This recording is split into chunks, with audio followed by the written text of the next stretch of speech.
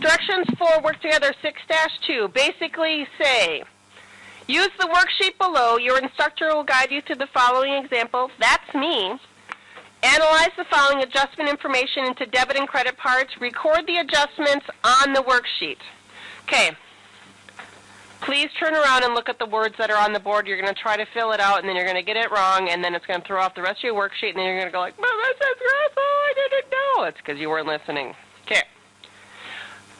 Most common mistake. Okay. Read what it says here. Out loud. Ready? Great. Excellent job. Okay. Supplies on hand. If I see that word, supplies on hand, is that what I have or what I've used? Have. Would you agree?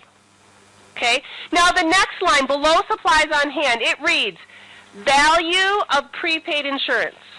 What I have or what I've used? What I have. Would you agree? Okay. What is the purpose of my adjustment column? What I've used, correct? Does that make sense? So, don't do it. Don't put $325 in the adjustment column. It's not the same thing. Okay? The adjustment column is where we put what we've used up. So, we have to do some math. Oh, I know. I think we can handle it, though. Okay. So, my question to you, Jory, how much supplies did I have for the month? How much? Nope. That's how much I have now. How did you find that? Look on my worksheet. Look on your worksheet. Sorry, mine's covered up. On your worksheet, on the trial balance, what does supply say? 456. That means throughout the whole month, I have purchased $456 worth of supplies. Does that make sense? But now, somebody physically went through and looked at all of my value of supplies, and I don't have 456. How much do I have? 325. So, the purpose of the adjustment column is for what I have used up. So, how much have I used up? Oh, 131, right? Did you see the math there? You did math outside of math class. I was about to tell your teacher. I heard it. I heard the math happening in the room. Okay, so what I need to do is supplies. Is supplies going up or down? Because I'm going from 456 to 325. Would you agree? The value of supplies is going down. So what do I need to do to supplies? Debit or credit? Credit it for 131. Would you agree? Except, wait a second. Wait. I have a little problem now. My happy accounting lawn's not happy. Why?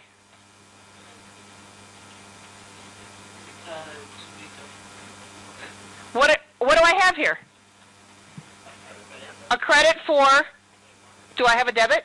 Oh, that's bad. I need a debit for $131. Guess where it's going?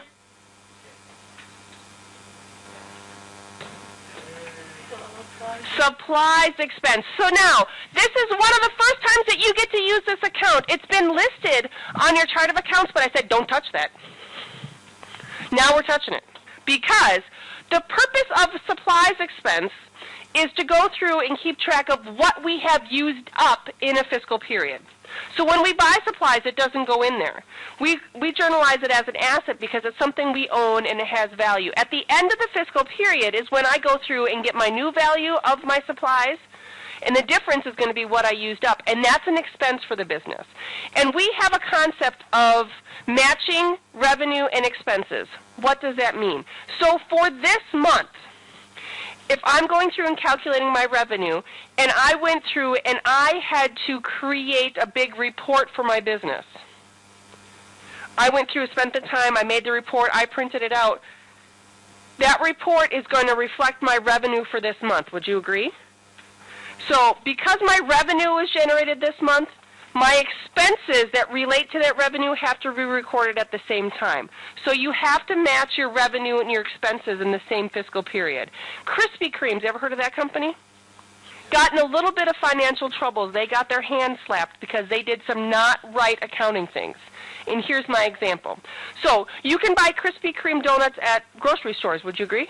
Or gas stations, convenience stores. It doesn't have to be just a Krispy Kreme location.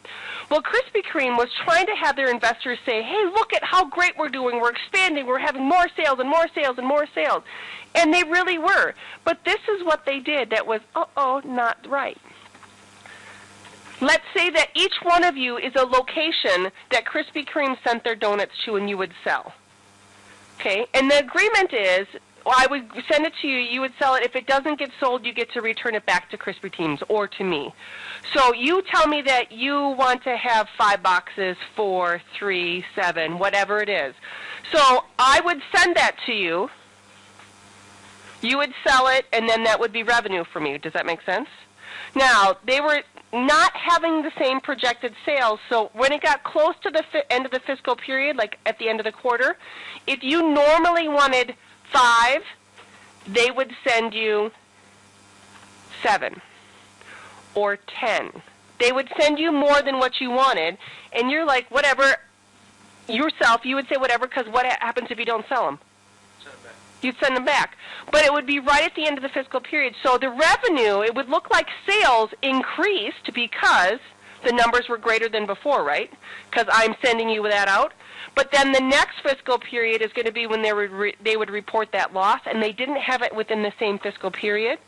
So it looked like they kept getting bigger and bigger, but then businesses just kept sending it back, and they actually were not generating revenue, and that got to be an accounting no-no. It wasn't illegal, but it was unethical. Does that make sense? It was not the right way they should do that. And there's been a lot of accounting firms that have gotten in trouble because they did it. It wasn't illegal, but they needed to do that. So as a business, we always have to match our revenue and our expenses. So right now, we have a credit on my trial balance for 131. I need to go through and put that debit here for supplies expense as a 131. And then I have my happy accounting land, which I have matching debits and credits. Yay! Was that hard? We got to do the same thing for prepaid insurance. Right here, the value of prepaid insurance is $500. Do not put $500 on your trial balance. Your worksheet, you're going to think it comes out, but the numbers are going to be wrong, and then you're going to be sad and cry and have to give you Kleenex. Don't do it. Okay? So prepaid insurance, it says right here, $750. But when we go through and look at the value of our policy, it's really $500. So is the value of prepaid insurance going up or down? Down by $250, right? So I have to credit prepaid insurance, and then I'm going to debit insurance expense.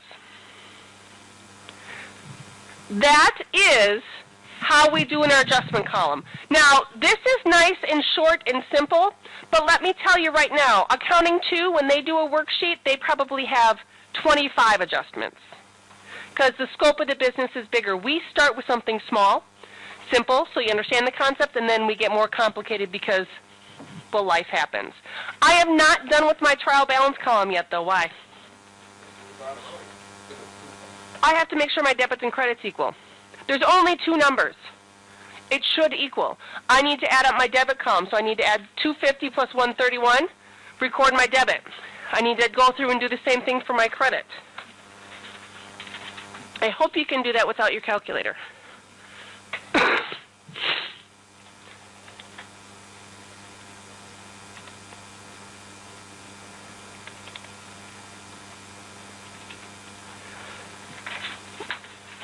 Yay, I got it perfect.